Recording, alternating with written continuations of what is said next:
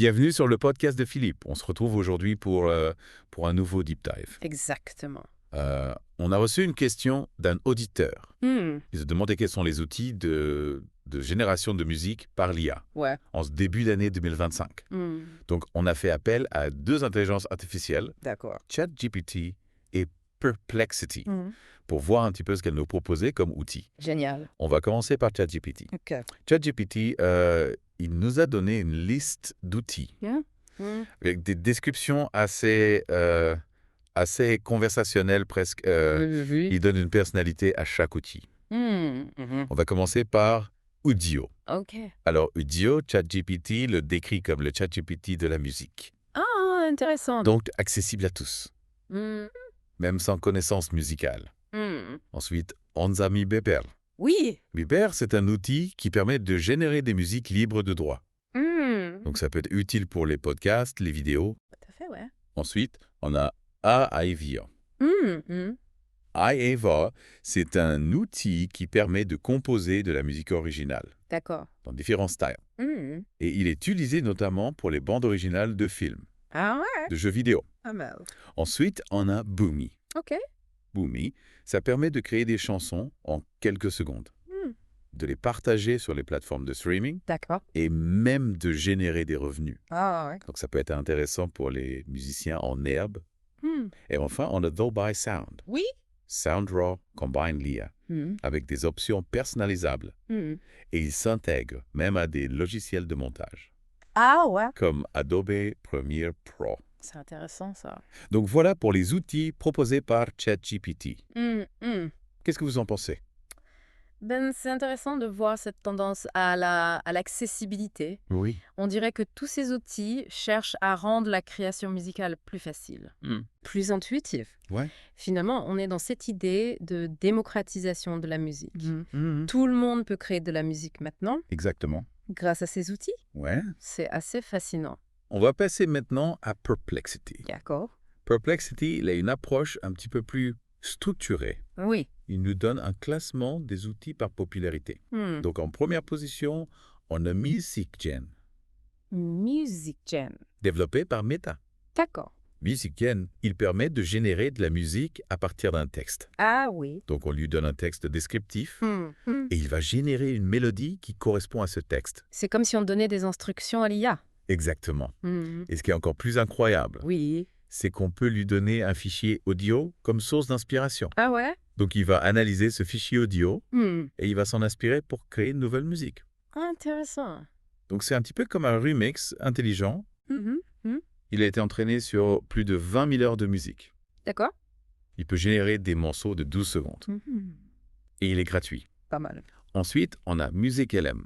Musicalem. Développé par Google, MusicLM, il se distingue par sa qualité audio et par son niveau de contrôle. D'accord. Donc on peut vraiment affiner le style, l'instrumentation, l'ambiance. Mm. Et enfin, en troisième position, Oui. on a MuseNet, Musnet. développé par OpenAI. MuseNet, il peut générer des morceaux avec 10 instruments différents.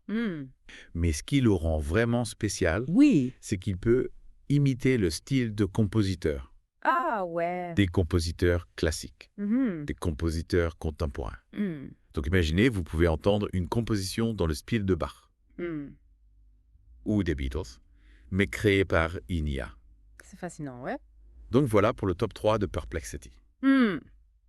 Mm. C'est intéressant de voir que les géants du numérique, Oui. comme Meta, Google, Mm. OpenAI, Ouais. s'intéressent de près à la musique générée par l'IA. Mm. Ça montre l'importance qu'ils accordent à ce domaine. Ouais, tout à fait. En plus de ce top 3, Perplexity mentionne d'autres outils remarquables. Mm. Et devinez quoi? Qu'est-ce qu'il y a? Il y a des chevauchements avec la liste de ChatGPT. Ah bon. On retrouve MeBear, Boomy, SoundDraw. Mhm. Donc ça veut dire que ces outils sont vraiment populaires. Oui, c'est logique en ce moment. Ils ont l'air d'offrir des fonctionnalités vraiment intéressantes Mhm. pour les créateurs de contenu. Ouais. Perplexity mentionne aussi un outil spécialisé Oui. dans la séparation des sources audio. Mm. C'est LL. LLAI. LAI. Ça permet d'isoler la voix d'un chanteur Mm. Mm. ou la ligne de base d'un morceau. D'accord. Donc voilà pour la première partie de notre deep dive sur les outils de génération musicale par l'IA. On a vu qu'il y a une grande variété d'outils disponibles, Ouais. avec des fonctionnalités vraiment impressionnantes. Et ça soulève beaucoup de questions, notamment sur l'impact de l'IA, sur l'avenir de la musique. On va explorer toutes ces questions dans la suite de ce deep dive. Super, Jérôme. On a beaucoup parlé de ces outils grand public. Ouais. Mais est-ce que vraiment n'importe qui peut composer de la musique maintenant? Alors, c'est la grande question. ChatGPT nous parlait du duo comme le ChatGPT de la musique. Oui. Accessible à tous, même sans connaissance musicale. Qu'est-ce que ça veut dire? Est-ce qu'on peut vraiment imaginer Alors, composer de la musique sans rien y connaître? c'est un petit peu la promesse de ces outils. Udio, mais aussi d'autres, mis sur la simplicité d'utilisation. Ouais. Vous avez une idée de mélodie, vous la fredonnez dans votre téléphone, Ouais. et l'IA la transforme en composition. Avec des arrangements, des instruments. Incroyable. Mais du coup, est-ce que tout le monde peut devenir compositeur? Alors là, c'est une question importante. Ouais. L'accessibilité ne garantit pas la qualité. Il y aura toujours une différence entre une mélodie simple générée par une IA Oui. et une composition complexe créée par un musicien expérimenté. Mais ça ouvre des perspectives incroyables pour les amateurs, pour ceux qui ont toujours rêvé de créer de la musique sans avoir le bagage technique. Exactement.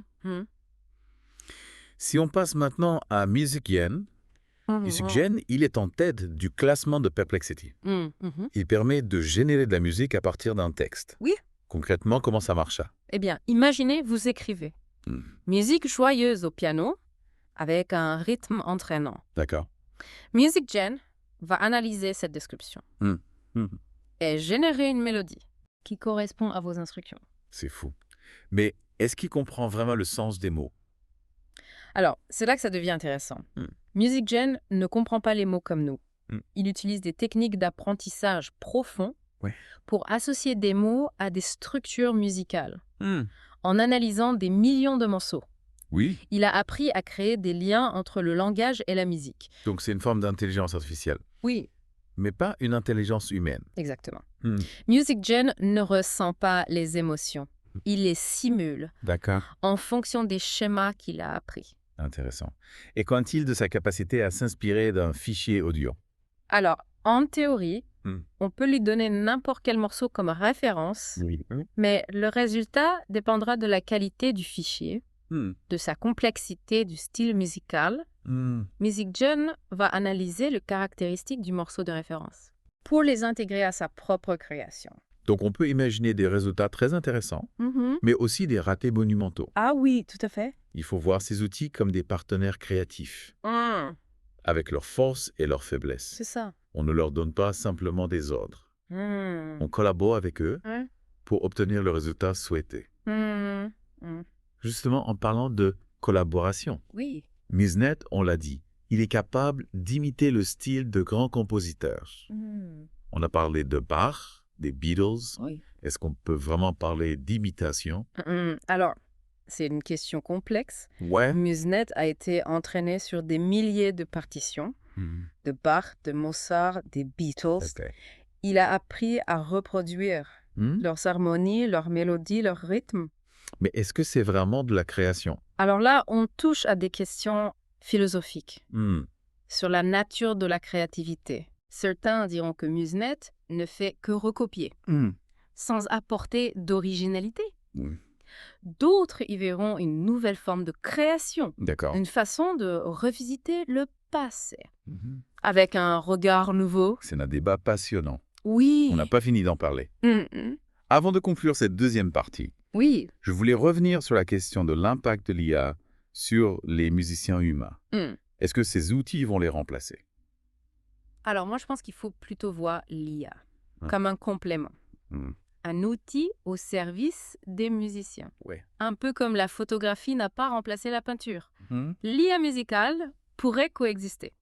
Avec la création humaine, l'IA peut libérer les musiciens des tâches répétitives, leur permettre d'explorer de nouveaux horizons créatifs, d'aller plus loin dans leurs expérimentations. Exactement. On a vu les capacités impressionnantes de ces outils de génération musicale par l'IA. Oui. Mais la grande question reste ouverte. Quel sera l'avenir de la musique? Oui. À l'ère de l'IA.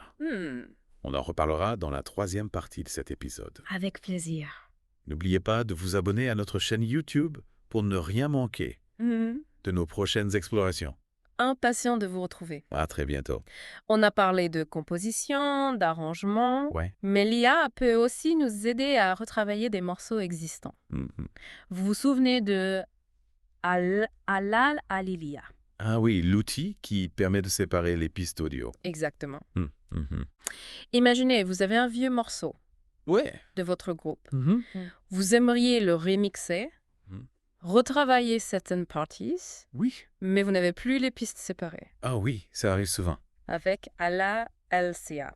Vous pouvez extraire la voix, la batterie, la basse, la guitare et retravailler chaque élément. Indépendamment. Donc une révolution pour le remixage, le remastering. Exactement. Et on peut imaginer d'autres applications. Oui. Isoler des instruments rares pour les sampler. Analyser des morceaux pour comprendre leur structure. Oui, c'est fascinant. Est-ce que l'IA va devenir indispensable? Alors, pour tous les musiciens? C'est une bonne question. Difficile de répondre avec certitude. Mais il est clair que l'IA ouvre de nouvelles perspectives, de nouvelles façons de créer, de produire de la musique. Exactement. Avant de conclure, j'aimerais qu'on revienne sur l'impact de l'IA, sur la créativité humaine. Ah oui, la grande question. Est-ce que ces outils vont nous rendre plus créatifs? Ou est-ce qu'ils vont nous enfermer dans des schémas préétablis? On peut craindre que l'IA nous rende paresseux. On se contente de générer des mélodies. Sans effort. Au lieu de développer notre propre style. Mais d'un autre côté, on peut aussi voir l'IA comme un stimulateur de créativité. Exactement. Ces outils peuvent nous donner de nouvelles idées, nous pousser à sortir de notre zone de confort, à expérimenter des choses qu'on n'aurait jamais imaginées. Un peu comme un musicien qui découvre un nouvel instrument. Il va d'abord s'inspirer des techniques existantes, puis il va développer son propre style. Exactement. L'IA peut jouer ce rôle d'instrument nouveau, d'espace d'exploration. À nous de l'utiliser avec intelligence et discernement pour enrichir notre créativité. Et non, la limiter. Voilà, on arrive à la fin de notre exploration. Déjà. Des outils de génération musicale par l'IA. J'espère que ça vous a plu. Moi, en tout cas, j'ai beaucoup appris. N'hésitez pas à partager vos réflexions dans les commentaires. Oui, on est curieux de vous lire. Et si vous avez des suggestions d'outils, on est preneur. Tout à fait. On vous rappelle que vous pouvez vous abonner à notre chaîne YouTube pour ne rien manquer de nos prochaines explorations. On a hâte de vous retrouver. À très bientôt. À bientôt. Un